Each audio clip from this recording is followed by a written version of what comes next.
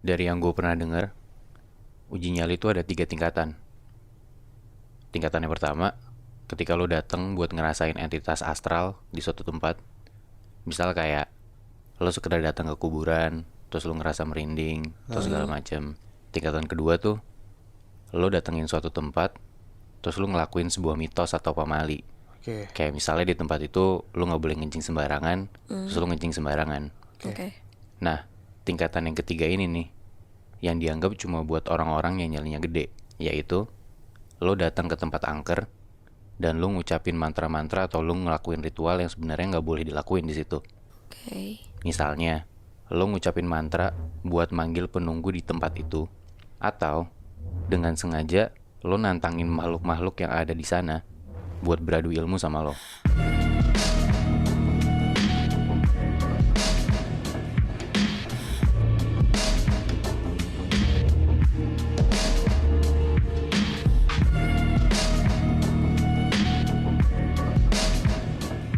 Nah, yang mau gue ceritain ini itu uji nyali tingkat 3. Lo pernah inget kan gue cerita tentang teman gue yang uji nyali di Buperta?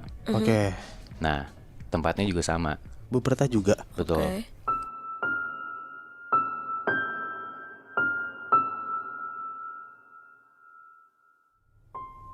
Jadi kejadiannya tuh di tahun 2007, gue punya teman namanya Robi. Robi ini sama teman-temannya itu ada acara LDKS. Di sini posisinya Robi tuh kayak masih SMA gitu loh. Oke. Nah, Robi ini jadi panitia buat LDKS itu, dan Robi ini jadi kayak tim support atau tim sapu jagat gitu loh. Jadi kayak Robi sama beberapa temennya tuh datang duluan ke Buperta buat kayak beres-beres di nyariin spot tempat yang mana yang bagus. Terus kayak mereka narik listrik dari MCK, Oke. mereka bangun tenda dan segala macem. Hah. Nah, mereka tuh kesana naik motor dan sampai di Buperta tuh jam 9 malam. Udah tuh singkat cerita, mereka selesai beres-beres buat yang bangun tenda segala macam tadi. Itu tuh sekitar jam 2-an pagi. Setelah itu kan mereka mau istirahat dong. Hah. Udah mereka harus istirahat, tapi ternyata ada satu temannya Robi nih. Dia ngide. Dia bilang dia mau nyari makan dulu. Si temannya ini tuh namanya Januar. Dia tuh pergi sendirian naik motor Keluar Bu Perta. keluar Buperta. Dia bilang alasannya mau keluar Buperta mau nyari makan.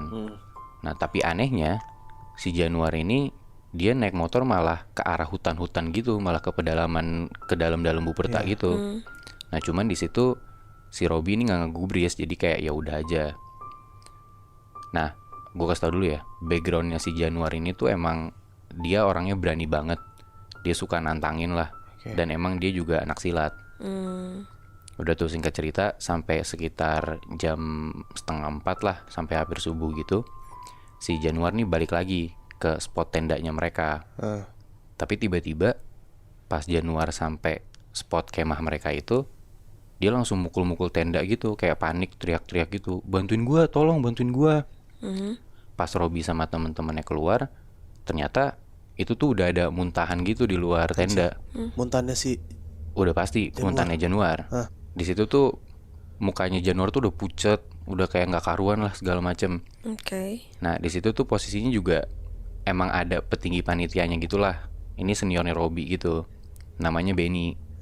Dan si Benny ini orangnya agamis banget, religius lah. Dia ngerti agama, tahu doa-doa segala macam. Akhirnya si Benny ini dia ngambil air, terus airnya didoain sama Benny, terus disuruh tuh Januar minum airnya. Kata Januar, kayaknya gue nggak bisa ikut nih besok acaranya, gue mau pulang aja. Terus kata seniornya, kata si Benny, jangan balik dulu, udah tunggu matahari dulu aja, ini kan masih gelap, bahaya buat lo gitu kan. Nah, si Benny nih dia tuh udah curiga nih, kayaknya ada apa-apa nih sama Iya, Januar nih. Bener. Dia bilang, enggak, lu di sini dulu, lu habis ngapain emangnya? Kata Januar, enggak bang, cuma habis makan doang kok. Nah, di situ tuh kayak Benny tuh tetap nanya terus gitu loh ke Januar, udah jangan bohong deh lu habis ngapain? Nah, Januar tetap ngedinai, enggak bang, gue mau balik aja gitu. Akhirnya kunci motor Januar diambil, diumpetin kan. Oke. Jadi kayak ya udah terpaksa Januar tuh buat tidur dulu di kemah. Akhirnya disuruh tidur. Gak lama setelah itu si Benny, si seniornya ini ngomong ke Robi, firasat gue nggak enak nih. Kayak teman lu udah ngelakuin hal yang enggak. Besok pagi lu ikut gue deh keliling. Udah tuh paginya jam 7-an pagi. Itu tuh si Robi sama seniornya si Benny itu tuh keliling pagi-pagi. Mereka berdua jalan. Ditanya tuh sama seniornya ke Robi, dia jalan ke arah mana emang? Terus kata si Robi, ke arah situ bang. Sambil si Robi nunjuk ke arah hutan-hutan gitu. Oke. Akhirnya mereka pergilah berdua jalan ke dalam hutan itu. Itu kayak ada jalan setapak gitu yang kanan kirinya semak-semak. Itu tuh sampai mereka ketemu kayak satu pohon gede. Itu tuh gede banget pohonnya. Dan ternyata di dekat pohon gede itu tuh ada bokor. Bokor tuh apa? Bokor tuh kayak mangkok, kayak cawan gitu, tapi ada kakinya. Terus kayak warnanya kuning, itu dari bahan kuningan gitu. Itu tuh kayak biasanya buat dipakai sesajen-sesajen, orang bikin mantra gitu. Dan ternyata di dalamnya tuh kayak ada menyan abis dibakar, ada dupa, sama ada kain kafan. Nah, firasat seniornya tuh si Januar tuh ke situ. Dia yang bakar segala macam. Iya. Nah, si seniornya si Benny nih bilang, ya udah kita balik, kita tanya dulu lagi nih ke Januar, bener nggak nih dia kesini nih tadi malam gitu kan. Akhirnya mereka balik. Nah di situ Januar belum bangun tuh, badannya makin panas juga. Kayak jam 10-an tuh acara udah memulai. Oke. Akhirnya panitia ngurusin acara dulu lah sampai maghrib. Nah di maghrib itu posisinya Januar nih masih tidur juga, belum bangun. Dicek, dibangunin juga nggak bisa. Benny ngerasa nih ini makin ada yang nggak beres nih. Akhirnya dicobalah, didoain sama Benny. Dan tiba-tiba setelah didoain itu, si Januar nih kayak pinggangnya kayak ketarik ke atas gitu loh, kayak diangkat gitu. Pinggangnya kayak diangkat. Terus sambil tiba-tiba Januar nih ngomong, minta ampun kamu, Anjing. minta ampun kamu. Abis itu kayak Januar nih ketawa-tawa gitu sendiri. Oke. Dan tiba-tiba kayak badannya Januar tuh kebanting aja ke bawah lagi. Aduh. Nah gak lama dari situ Januar sadar tiba-tiba. Terus kayak coba dibikin posisinya jadi duduk lagi sama Robi, didudukin. Karena masih lemes gitu kan. Kayak akhirnya coba dikonfront lah sama Benny. Ditanya sama si Benny ke Januar, lo tadi malam kemana? Jujur aja. Si Januar akhirnya ngaku, iya bang, maaf banget gue jadi ngerepotin. Tadi malam gue ngetes. Ditanya sama seniornya dong, ngetes apa lo? Dijawab sama Januar, gue baru dapet ajian bang, mau ngetes di tempat angker. Ajian tuh apa? Ajian tuh jadi kayak mantra atau bacaan yang gunanya tuh sebenarnya macam-macam, tapi intinya kayak ilmu-ilmu gitulah. Jadi intinya dia tuh baru dapet ilmu mantra gitu loh, Moy, Syaf. Nah, dan di situ tuh dia kayak mau nantangin makhluk yang ada di situ loh. Makanya dengan ajian-ajian dia mau coba nih ilmunya. Berarti bener yang ngebakar segala macam si Januar. Bener dia. Nah, abis itu ngomong lagi si Januar, gue mau naklukin makhluk yang ada di situ. Dia bilang gitu. Nah, senior langsung marah dong. Lu tahu nggak yang mau lu tantang siapa? Si Januar bilang, nggak tahu bang. Nah di situ Benny makin marah. Dia bilang, sini gue tunjukin siapa yang mau lu tantang sebenarnya. Nah akhirnya tuh bertiga, si Benny, Robi sama Januar itu tuh naik motor tuh bertiga ke tempat yang tadi, ke hutan-hutan yang ada pohon gede banget itu, yang udah diprediksi sama Benny tadi tempatnya. Terus pas ditanya ke Januar, ternyata bener, emang bener si Januar tuh ke situ malam-malam. Singkat cerita mereka sampai di sana, mereka turun dari motor, dan itu tuh kan jalanan gelap banget kan, karena udah malam kan. Nah posisi Januar tuh kan karena masih lemes, jadinya kayak si Januar dibopong sama Benny buat jalan ke arah pohon yang gede itu. Nah si Robi ini disuruh Benny buat nyenterin jalan. Nah dia nyenterin ke kanan kiri jalan gitu kan, dan dia refleks, dia nyenterin ke arah atas, ke arah pohon yang gede itu. Nah di situ si Benny ngedegor Robi, lu nyenterin ke depan aja, lu jangan nyenterin ke atas, lu pasti nggak siap buat lihat apa yang ada di atas itu. Nah di situ Robi langsung kayak ya panik, kayak iya sorry bang. Akhirnya dia arahin lagi tuh senternya ke depan gitu kan. Mereka jalan lagi sampai akhirnya mereka sampai tuh di tempat si Januar ritual Semalam itu ya. yang semalam itu. Nah sampai di situ si Januar ditelentangin, terus si Robi sama Benny tuh duduk di sebelahnya Sila. Nah si Benny nih ngomong ke Robi, gue mau zikir, lo duduk aja Rob di sini di sebelah gue, lo tunggu aja, Nah si Benny juga ngomong kayak, lu matiin aja senter lu ya. Oke, udah tuh si Benny zikir. Nah gak lama pas si Benny lagi zikir, tiba-tiba si Robby nih denger kayak suara kresek-kresek gitu di belakangnya. Kayak ada suara langkah kaki yang nginjek daun kering gitu loh. Nah suaranya tuh kayak jalan ngedeket ke arah mereka. Nah di situ si Robby tuh nyoba ngeliat ke arah belakang dia. Nah pas dia lihat, karena gelap banget ya dia nggak ngeliat apa-apa. Cuma dia tahu dia nggak boleh nyalain senternya karena kan tadi disuruh matiin kan sama Benny. Iya. Udah tuh dia balik lagi ke posisi dia. Gak lama setelah itu dia dengar lagi suara kresek-kresek daun kering kayak orang jalan nginjek daun, makin keras dan makin ngedeket ke arah mereka gitu. Si Robby nengok lagi ke belakang. Dia lihat lagi karena masih gelap, masih nggak kelihatan apa-apa gitu kan. Di studio udah mulai anjrit ada apa nih gitu kan. Dia balik lagi, dia duduk lagi. Makin lama makin deket nih suara muncul lagi. Makin deket ke arah mereka kayak bener-bener ada di belakang mereka gitu loh. Akhirnya karena si Robby ini gak tahan dan dia penasaran banget, anjir siapa nih yang datengin gue sama Benny gitu kan. Dia nengok ke belakang, dia coba tuh hidupin senter. Walaupun ya gak boleh kan sama Benny sebelumnya. Iya. Dia hidupin senter, dia arahin ke depan dia. Ternyata lu tau apa yang dilihat? Apa? Si Robby ngeliat ada kaki nyeker gede banget. Ukurannya tuh kayak 3 kali ukuran kaki manusia. Buset. Buluan. Ih. Wah di situ Robby gemeteran banget kayak dia takut banget anjrit nih apa nih yang gue lihat nih. Sampai akhirnya si Benny ngomong di sebelahnya, arahin aja Rob senternya ke atas kalau lo berani. Nah di situ dengan gemeterannya Robby nyoba tuh nyenterin ke arah atas. Dia mulai lihat kaki yang gede banget sampai dia lihat dengkulnya ke atas terus sampai dia lihat ke bagian perutnya. Itu dia lihat di bagian perut dan pinggangnya tuh ada kayak ujung lidah gitu. Anjing. Lu kebayang kan sampai di perut aja itu udah ada ujung lidah. Anjis. Lu kebayang tuh sepanjang apa lidahnya, Moy, Syaf. Dan di situ tuh pas Robby ngarahin ke kanan kiri senternya dia, itu tuh kelihatan tangannya si makhluk ini tuh kukunya panjang dan gede banget. Ish. Di situ tuh Robby posisinya udah kayak gak kuat banget. Dia tuh akhirnya matiin senternya dia balik badan lagi ke posisinya awal. Terus di situ Benny ngomong, udah Rob, kalau lu nggak kuat, lu matiin senternya, lu merem aja. Akhirnya di situ Robby merem, dia udah nggak tahu harus ngapain lagi. Tapi dia tahu persis di belakang dia tuh ada makhluk yang gede banget. Iya. Di situ si Benny lanjut zikir-zikir, dia baca-baca doa pakai bahasa Arab, dia bacain surat-surat segala macem. Terus si Benny ini mencoba buat komunikasi sama makhluk gede yang ada di belakang mereka itu. Si Benny ngomong, kira-kira intinya kayak gini, yang sedang berbaring di depan kami ini teman kami.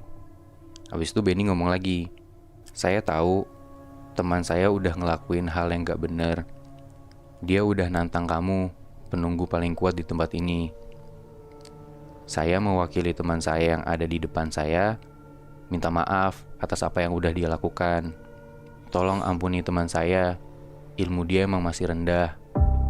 Gak lama setelah itu, si Robby dengan masih meremnya, tiba-tiba Robby ini ngerasa kayak angin kenceng banget di sekeliling mereka. Terus kayak tanah tuh tiba-tiba geter. Dan gak lama kayak Robby ngerasa sosok yang ada sebelumnya di belakang mereka tuh kayak kerasa udah gak ada, udah hilang gitu. Oke. Dan gak lama setelah itu Januar sadar akhirnya dan udah bisa bangun lagi.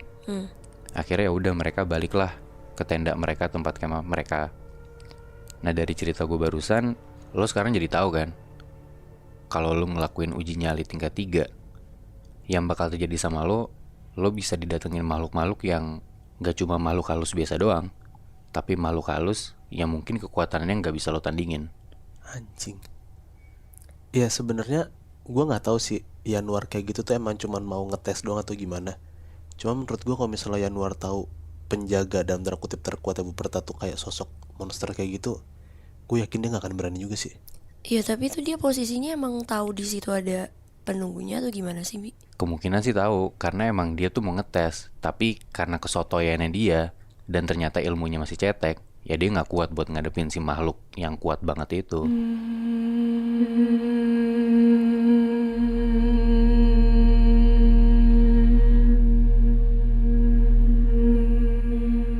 Setiap tempat atau kota kan pasti punya spot sendiri buat uji nyali ya. Iya. Kalau misalnya tadi lo kan yang lo ceritain berarti Jakarta kan, Iya. di Buperta kan. Betul.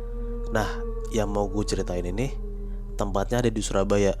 Oke. Dan di Surabaya tuh ada satu spot terkenal untuk orang-orang uji nyali, Oke. yaitu di Rumah Hantu Darmo. Rumah Hantu Darmo. Nah, Rumah Hantu Darmo itu rumah yang gede banget dan di Jalan Darmo. Oke.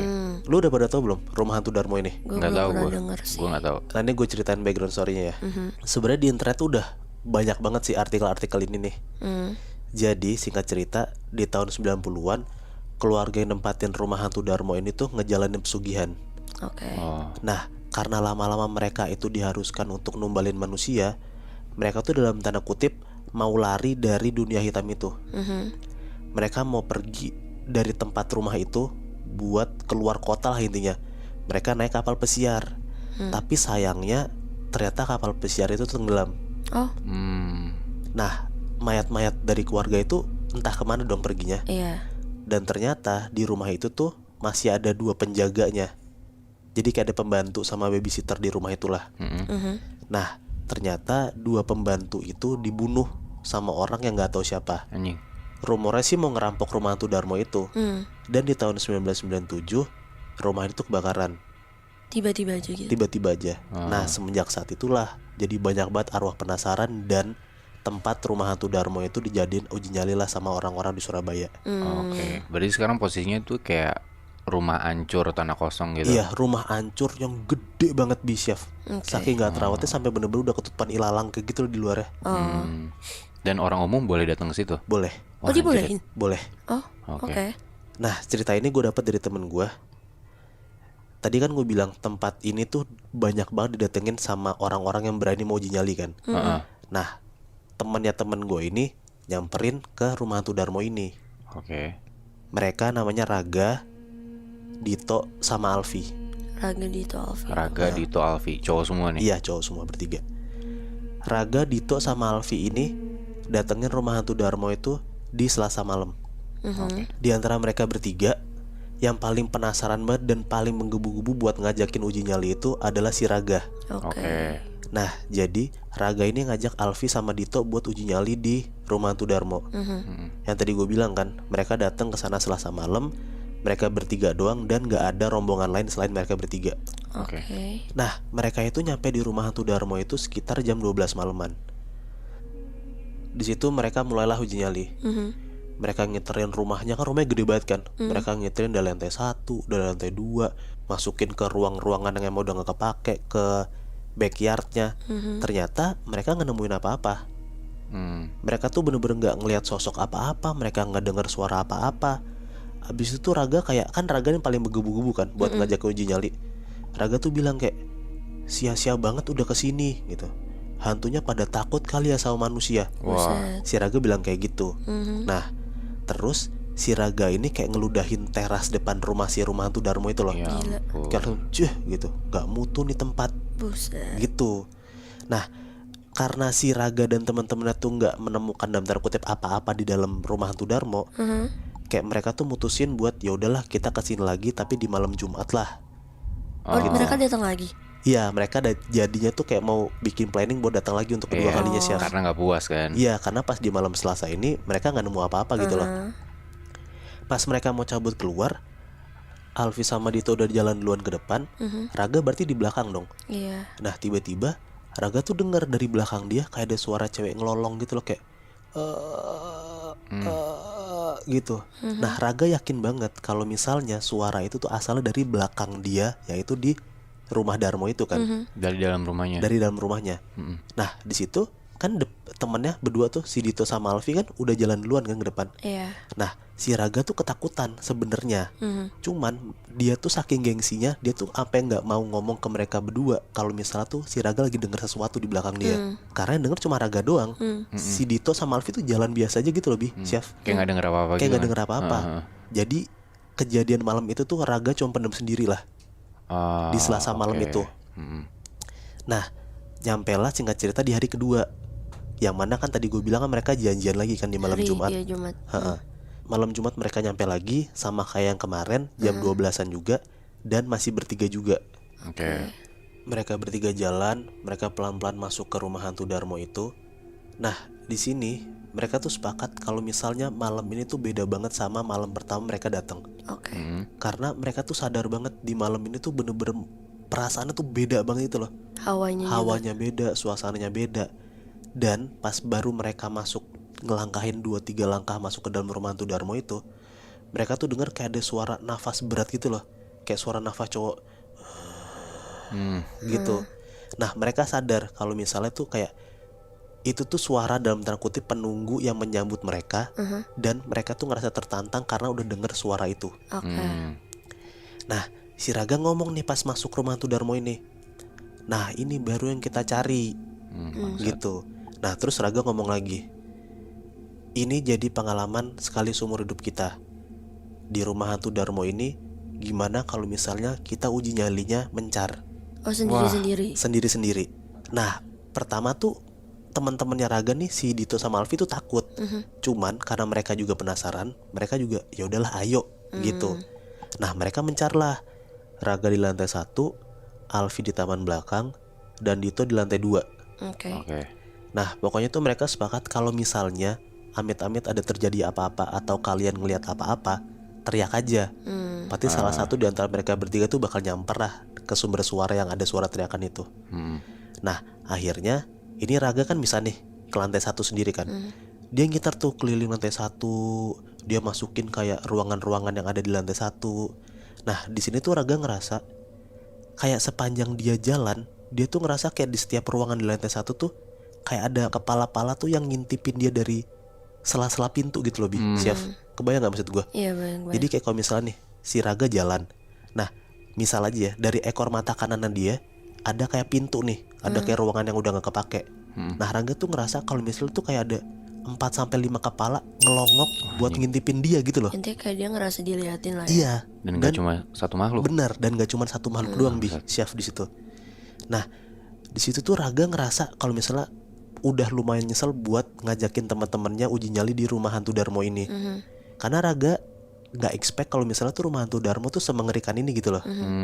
Nah, di situ Raga mau minta tolong sama teman-temannya gengsi, dan Raga tahu juga kalau misalnya tuh mereka berdua tuh percaya kalau misalnya Raga tuh paling berani orangnya di sini. Nah, karena si Raga ketakutan sendiri, Raga tuh dalam tanda kutip curang lah ke mereka berdua. Dia tuh diem-diem keluar dari rumah hantu Darmo. Dia keluar dari lantai 1-nya, dan Raga tuh cuma nunggu di pintu depan aja. Gitu. Jadi si Dito di atas, si Alfi di belakang, ya Raga di depannya sendiri. Ya Raga udah keluar lah. Raga di luar tuh nggak masuk. Nah, di situ tuh Raga tuh yang paling berani, paling nantangin, ternyata ciut juga kan nyalinya. Nah, nggak lama setelah Raga keluar dari rumah hantu Darmo itu, tiba-tiba dia denger kalau misalnya ada kayak suara cowok teriakan di lantai 2. Nah, Raga inget kalau misalnya di lantai 2 itu ada temennya si Dito kan. Iya. Nah, si Dito tuh kayak teriak gitu, tolong, tolong, tolong gitu. Nah, mereka berdua nih, si Alfi sama si Raga kayak ketemu di tengah buat nyamperin Dito ke atas. Oke. Nah, mereka berdua nyamperin lah Dito ke atas kan. Sampai di atas, yang mereka temuin adalah Dito tuh ada di satu ruangan lantai 2. Dia tuh cuma jongkok doang di pojokan sambil kayak nutupin matanya ngomong ampun, ampun gitu. Nah, si Raga kaget lah ngelihat Dito temennya kayak gitu tiba-tiba kan di atas. Raga nanya, Tok, kamu habis lihat apa sebenarnya gitu loh. Nah, Dito tuh sambil ketakutan dia ceritalah, waktu dia di lantai 2, dia tuh kan muterin tuh masukin ke satu ruangan yang udah gak kepake gitu kan. Nah, pas dia muter dan dia masuk ke satu ruangan, dia tuh ngelihat jelas banget kalau misalnya dari luar jendela, kayak kan ini di lantai 2 nih, dia ngeliat di depan dia ada jendela, dia tuh ngeliat kayak ada sosok cewek tinggi gitu, berdiri kayak terbang aja gitu loh, Bi, Chef. Nah, dan dia lihat kalau misalnya sosok cewek itu perlahan tuh kayak nyamperin dia pelan-pelan gitu loh. Setiap si Dito itu ngedip, dia tuh ngerasa kalau misalnya si cewek ini tuh makin deket. Si Dito ngedip, kelihatannya makin deket gitu loh. Nah, pas makin deket tuh Dito takut banget di situ posisinya. Dan Dito sadar kalau misalnya si sosok cewek itu udah bener-bener mau pas banget di depan mata si Dito. Nah, pas udah cewek ini tuh bener-bener ada di depan mata Dito, Dito teriak lah. Nah, makanya langsung disamperin kan sama si Alfi sama si Raga. Nah, Raga ngomong, ya udah deh kalau kayak gitu kita nggak usah sendiri-sendiri ya gitu. Kita bertiga aja, ayo kita turun aja ke bawah. Nah, Setelah itu begitu mereka turun ke bawah, di situ posisinya si Raga sama Alfi tuh turun duluan. Pas Raga sama Alfi turun duluan ke bawah, mereka tuh sadar kayaknya nih si Dito tuh di belakang nggak ngikut gitu loh. Bener aja, pas mereka berdua nengok ke belakang, yang dia lihat adalah Dito tuh diem doang gitu loh di atas tangga di lantai 2 sambil berdiri. Nah di situ tuh Dito tuh matanya tuh melototin Raga tuh kayak bener-bener tajam banget gitu loh Bi, Syaf. Dan Raga rada deg-degan juga karena mata melototnya Dito tuh tertuju langsung ke Raga gitu loh. Oke. Raga naik ke atas lagi nyamperin Dito. Raga nanya lah, Tok, nggak apa-apa kan? Sambil ditepuk-tepuk pipinya tuh, Tok, bangun Tok, kamu nggak apa-apa kan? Gitu. Nah ternyata yang terjadi setelah Raga tuh nepok-nepok pipinya Dito adalah kedua tangan Dito tuh kayak nyengkrem kenceng banget pipinya Raga. Palanya Raga tuh ditekan kenceng banget. Dan tiba-tiba Dito itu ngeludahin mukanya Raga. Wah bangsat. Kayak dah gitu. Nah si Raga tuh sadar kalau misalnya si Dito kayak gini tuh bukan Dito. Pasti udah ada sosok lain yang masukin ke badannya Dito gitu loh. Iya. Raga tuh takut banget kan posisinya. Iya. Dan tiba-tiba si Dito tuh ngomong pakai bahasa Jawa kayak gini nih, tak bales sih ludahmu. Oh. Ingat nggak? Iya ya, Apa Raga yang- ngeludahin Iya. depan rumah itu. Raga ngeludahin depan rumah Darmo itu, tiba-tiba Dito tuh kesurupan. Dan dalam tanda kutip ya, apa yang Raga lakuin dibalas sama si sosok yang masukin ke Dito ini. Nah mereka di situ takut banget. Mereka sebenarnya nggak ngerti cara buat keluarin ada sosok makhluk halus yang masuk ngerasukin badan temen tuh kayak gimana. Karena tuh mereka bertiga tuh cuman punya nyali gede doang gitu lebih, Syaf. Iya. Tapi buat masalah agama-agamaan kuat-kuatan tuh mereka nggak ngerti Ilmu sebenarnya. pun nggak ada sama sekali kan. Ilmu pun nggak ada sama sekali. Nah di situ Raga yang paling berani aja, kata temen gue yang cerita ke gue ini, Raga tuh sampai pipis di celana gitu loh. Bangsat. Dan si sosok yang masukin badannya Dito itu matanya tuh ngelirik ke kemaluannya si Raga sambil kayak Anjing diledekin. iya kayak diledekin gitu loh Bi, Syaf. Nah di situ tuh bener-bener mereka ketakutan banget. Si Raga ketakutan, si Alfi ketakutan, dan si Dito ya kesurupan kan. Nah nggak lama setelah itu tiba-tiba tuh Dito tuh badannya lemas jatuh sendiri gitu, brak gitu. Kayaknya sosok itu tuh udah keluar dari badannya Dito. Nah di situ Dito jatuh, Raga masih nangis ketakutan. Si Alfi mau nggak mau harus ngurusin temennya berdua buat pulang ke rumah dong. Iya. Nah semenjak saat itu mereka ceritalah ke teman-temannya, termasuk teman-teman gue yang gue dapat cerita ini. Iya. Dan emang ternyata usut punya usut, warga-warga di sekitaran rumah hantu Darmo itu bilang, emang kalau setiap lo mau uji nyali ke rumah hantu Darmo, nggak mungkin enggak lo bakal kesurupan sama salah satu penjaga dalam terkutip ya makhluk halus di rumah hantu Darmo itu. Dan yang paling kuat itu adalah si sosok cewek itu. Oh. Cuman kalau menurut gue sih itu masih mending ya. Si Raga tuh cuma diludahin doang. Karena menurut gue kayak lu tuh udah gak sopan banget rumah orang, lu ngeludah sembarangan. Dan apalagi lu nantanginnya setengil itu gitu loh. Iya, karena yang tadi pertama paling tengil kan Raga kan. Iya. Yang paling banyak tingkahnya Raga juga gitu loh. Sampai dia dibalas kayak gitu, menurut gua penjaga rumah hantu Darmo tuh sekesel itu sama Raga sih.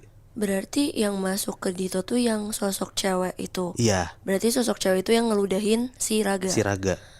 Oke. Menurut gua kayaknya tuh sosok cewek itu adalah sosok cewek yang babysitter atau pembantu yang dibunuh itu Oh deh. yang lu bilang di awal tadi ya. Iya.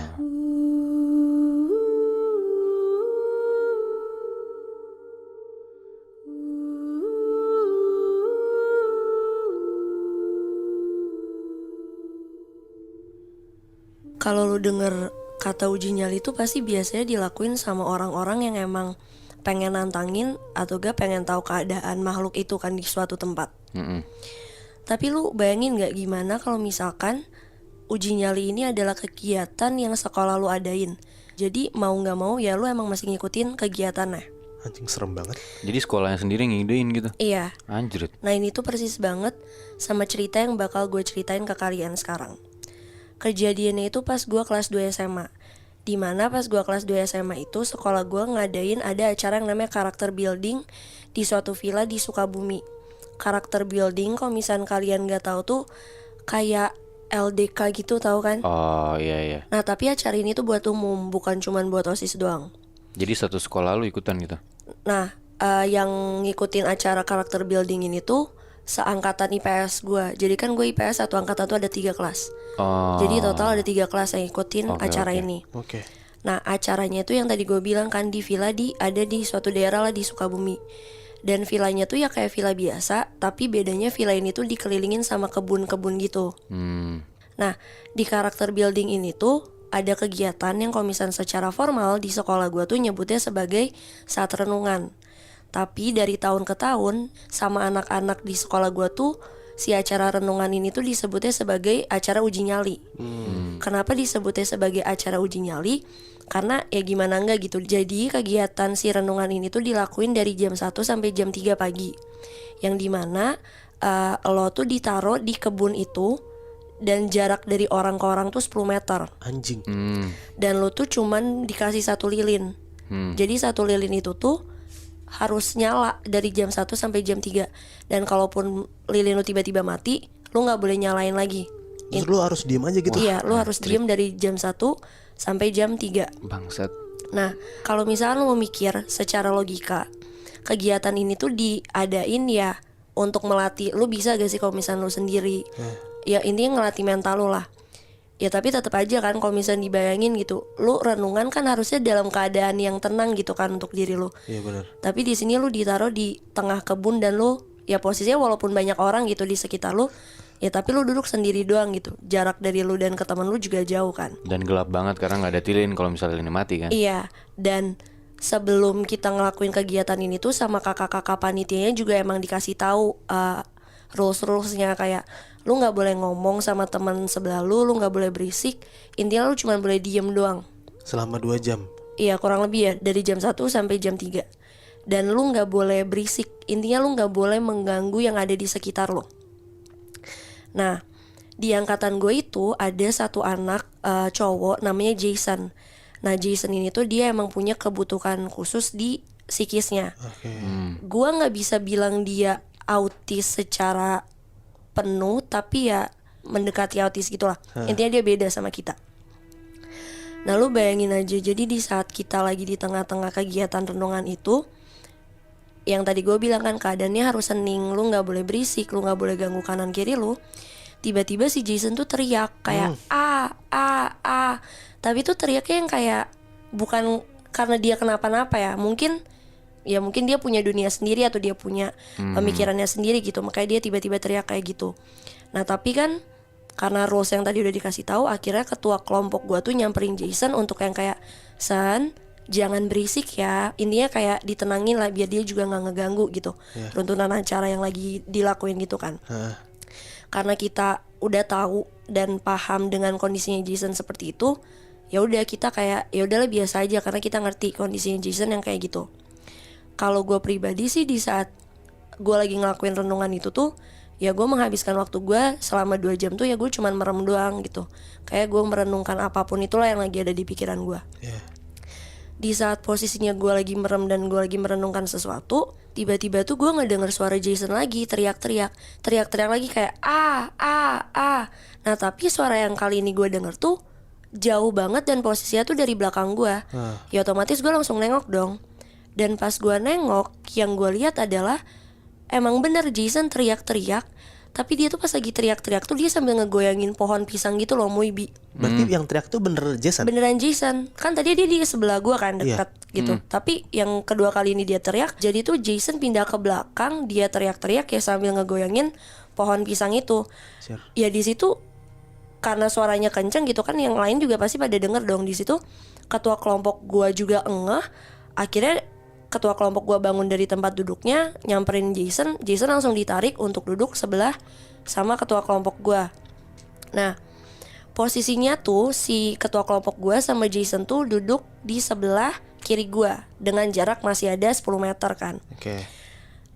Karena kejadian si Jason tadi teriak, ya otomatis baik gue maupun teman-teman sekitar pasti udah ngerasa gak enak dong. Karena kayak ya lu ngapain goyang-goyangin pohon pisang gitu kan. Sebenarnya kita udah dikasih tahu dari awal nggak boleh ngapa-ngapain. Karena di situ gue juga mikir kayak ya gue sebagai normalnya ya gue mikir itu kok misalnya si Jason ngegoyang-goyangin penunggunya gitu, ngerasa keganggu gimana kan.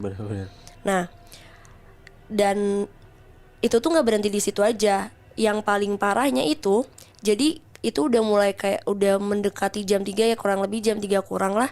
Pas acaranya udah mau selesai, tiba-tiba tuh si Jason lagi hening, tiba-tiba Jason teriak, ngomong gitu dengan kenceng, yang dimana kita semua bisa dengar. Dia ngomong, mana pocong, mana pocong, mana pocong. Di situ gue langsung kayak, kita semua langsung takut lah. Akhirnya yang tadi kita duduk berjarak, kita langsung kayak secara otomatis kita langsung kayak ngumpul di satu tempat gitu untuk intinya langsung siap-siap, udahlah kita cabut aja gitu kan, karena kita takut juga. Dan untungnya acaranya juga udah mau selesai kan.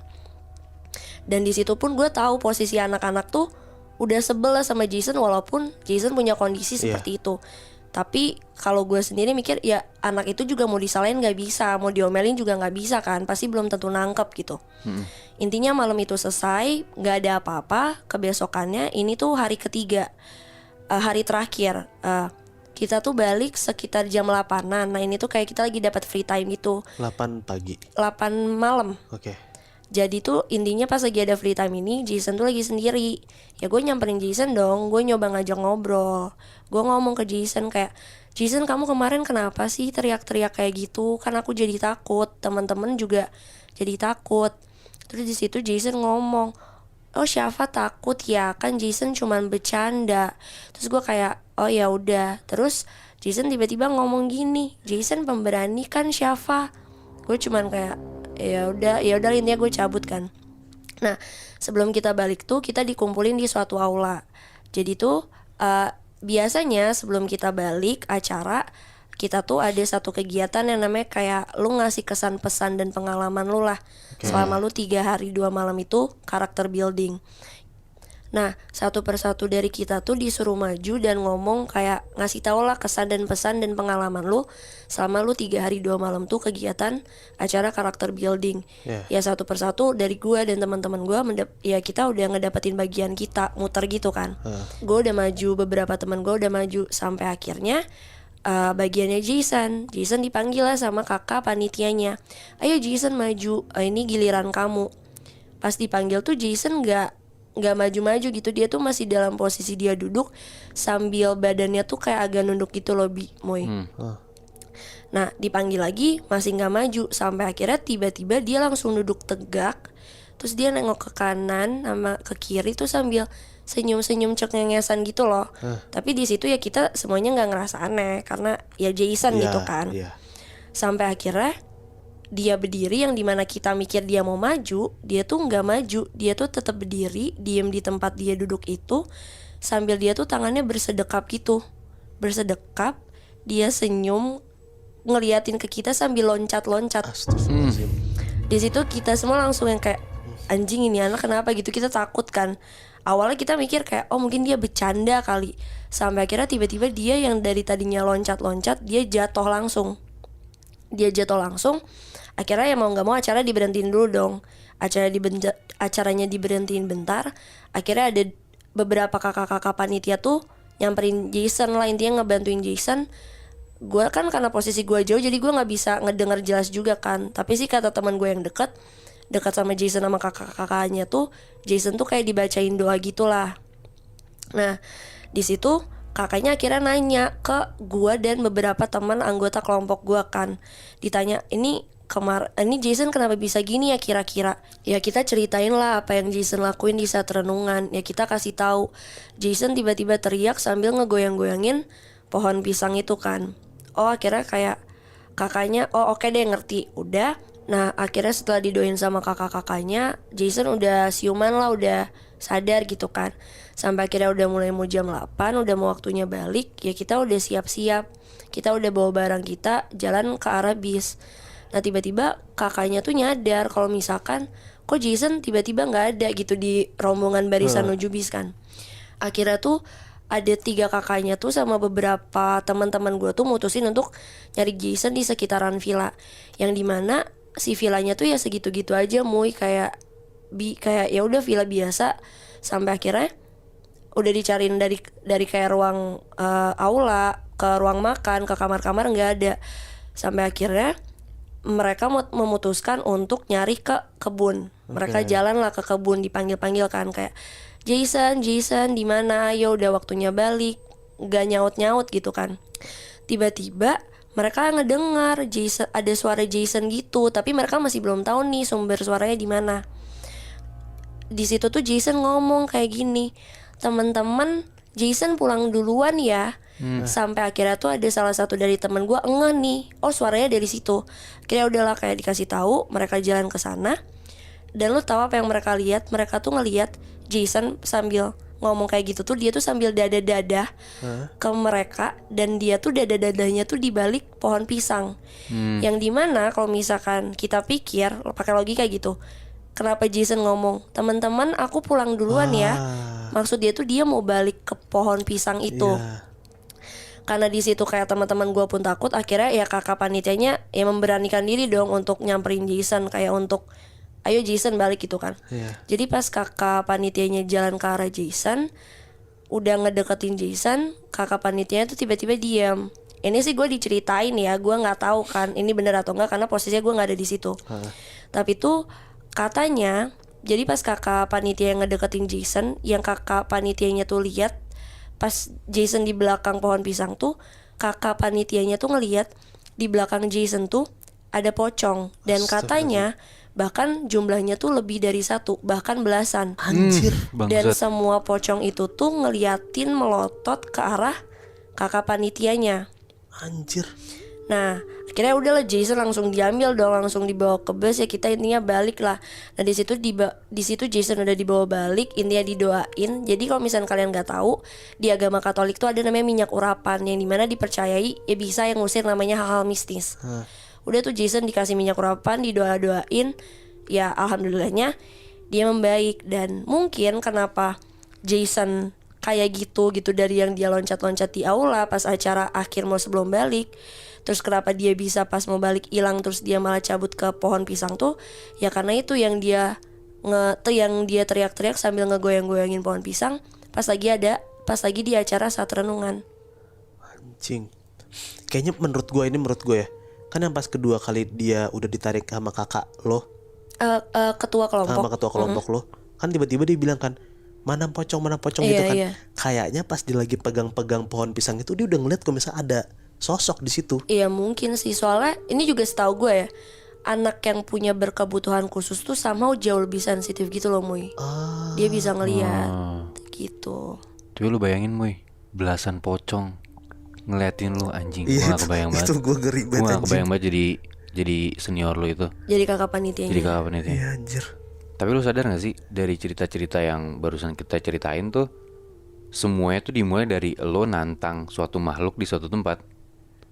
Kira-kira ada gak ya cerita yang lo nantangin, tapi lo nantangin lebih parah dari apa yang udah kita ceritain?